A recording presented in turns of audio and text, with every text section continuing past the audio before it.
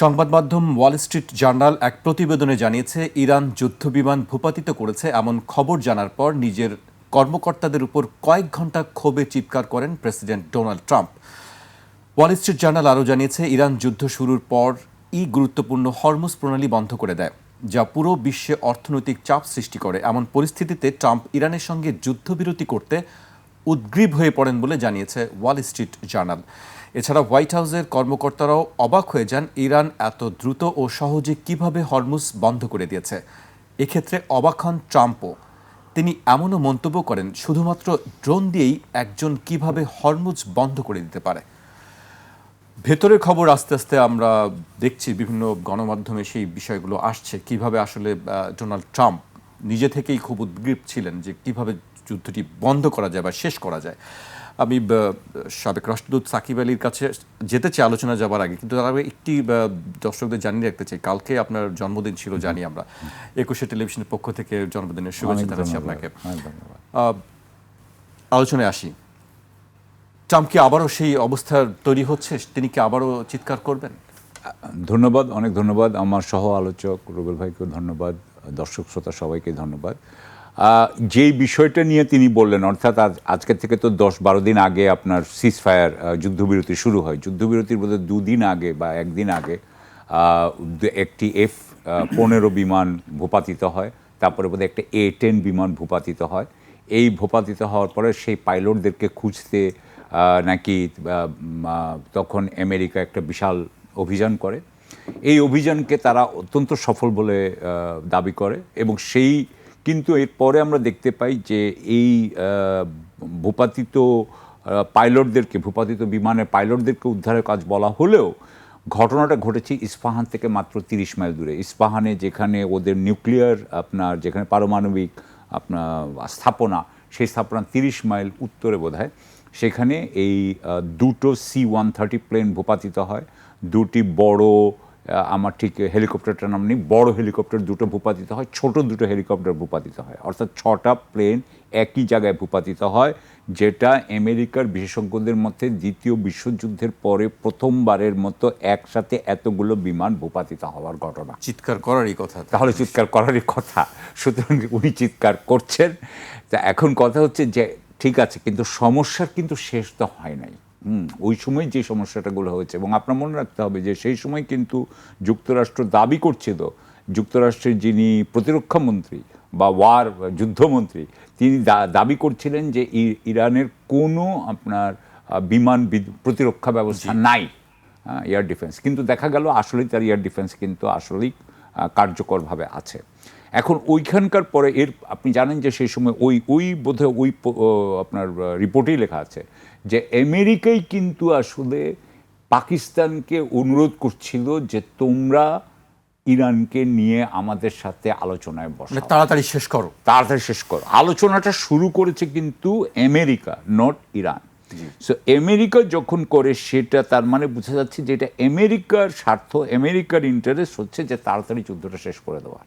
কিন্তু যুদ্ধটা সে শেষ করতে চায় এমনভাবে যখন সে ইরানের উপরে, ইরানকে কোনো সুবিধাও এর পরিবর্তে দিতে চায় না, এইভাবে সে যুদ্ধটা শেষ করতে চায়।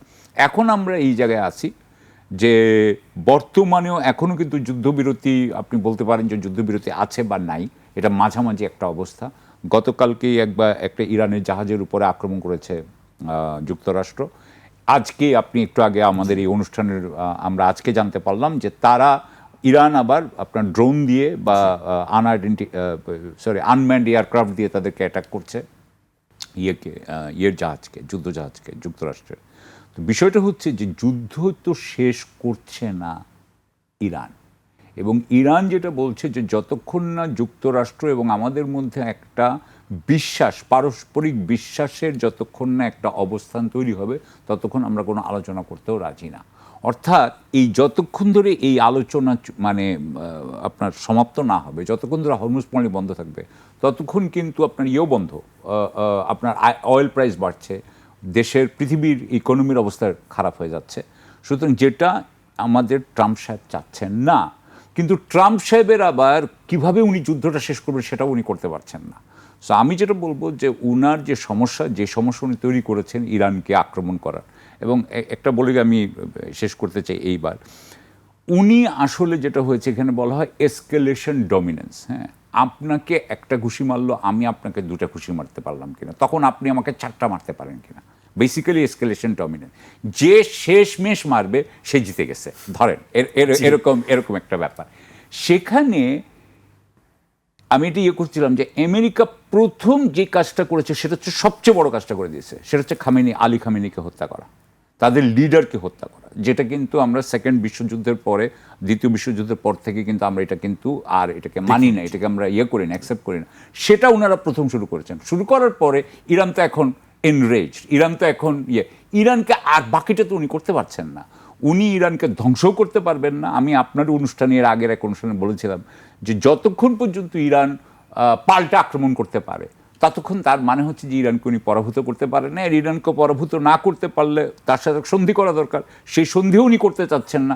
সুতরাং হি হ্যাজ মানে উনি এটাকে কামড় দিয়েছেন কিন্তু উনি এটাকে গিলতে পারছেন না। উনি হ্যাঁ, he has taken a bite but he cannot swallow it. So উনি এমন একটা জায়গায় মাঝখানে ওনার আটকে বসে আছে। এই আটকে যতক্ষণ থাকবে ততক্ষণ চারটাতেই হতে পারে, মানে গলার কাটার মতো এটা এখন বসে আছে। জি, আমি আপনার কাছে আবার আসবো। এই পর্যায়ে আমি ডক্টর সাজিদুল হক রুবেলের কাছে আসতে চাই।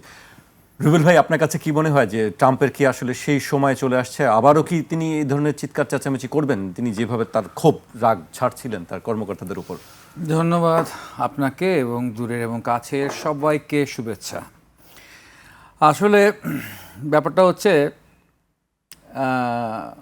ট্রাম্প সাহেব মনে করছিলেন ব্যাপারটা দাবা খেলা, রাজাকে মেরে ফেললেই চেকমেট, খেলা জিতা যাওয়া হইলো আর কি।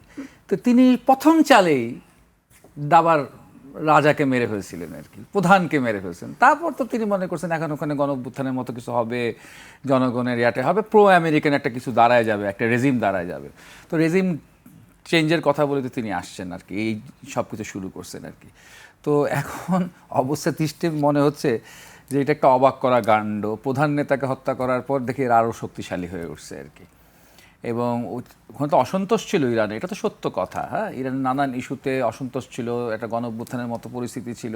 সেখানে কারো কারো মতে 10,000 লোক, কারো কারো মতে 30,000 লোক সরকার বিরোধী বিক্ষোভে অংশগ্রহণ করে মারা গেছেন। এইটা তো খুব সাম্প্রতিক ঘটনা।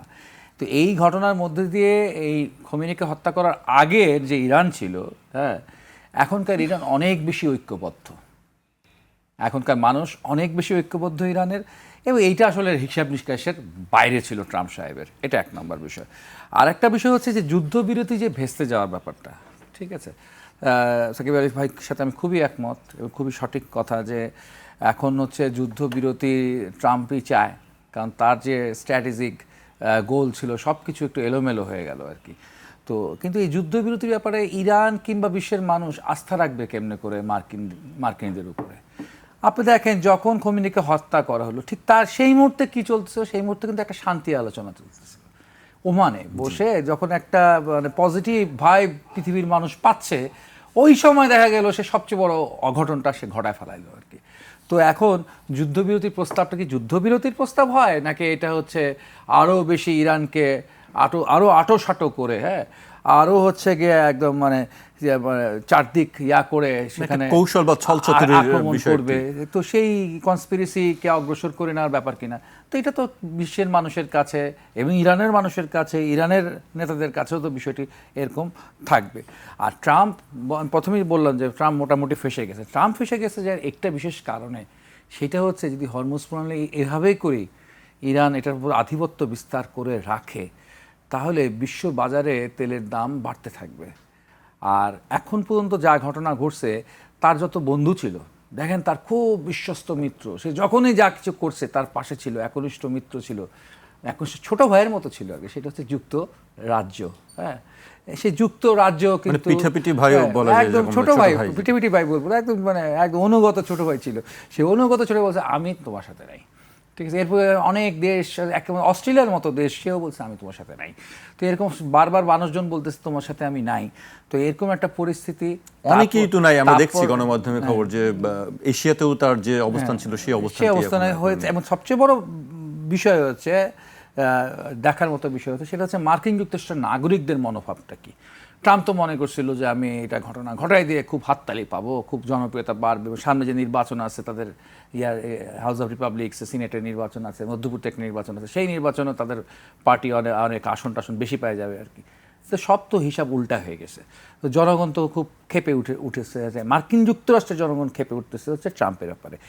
আর আরেকটা কথা, এটা আমি আগেও বলছি, এখনও বলি, সেটা হচ্ছে যদি কোনো কারণে তেলের দাম ব্যারেল প্রতি $200 ক্রস করে, তাহলে রেজিম চেঞ্জ তো ইরানে হলো না, রেজিম চেঞ্জ কিন্তু আমেরিকাতে হয়ে যেতে পারে, মার্কিন যুক্তরাষ্ট্রে হয়ে যেতে পারে। ফলে ও চিৎকার করবে না কেন? ঠিক আছে, সামনে আরো বড় চিৎকার তিনি চিৎকার তো করার ব্যাপার তো ওর সামনে রয়ে গেছে আর কি।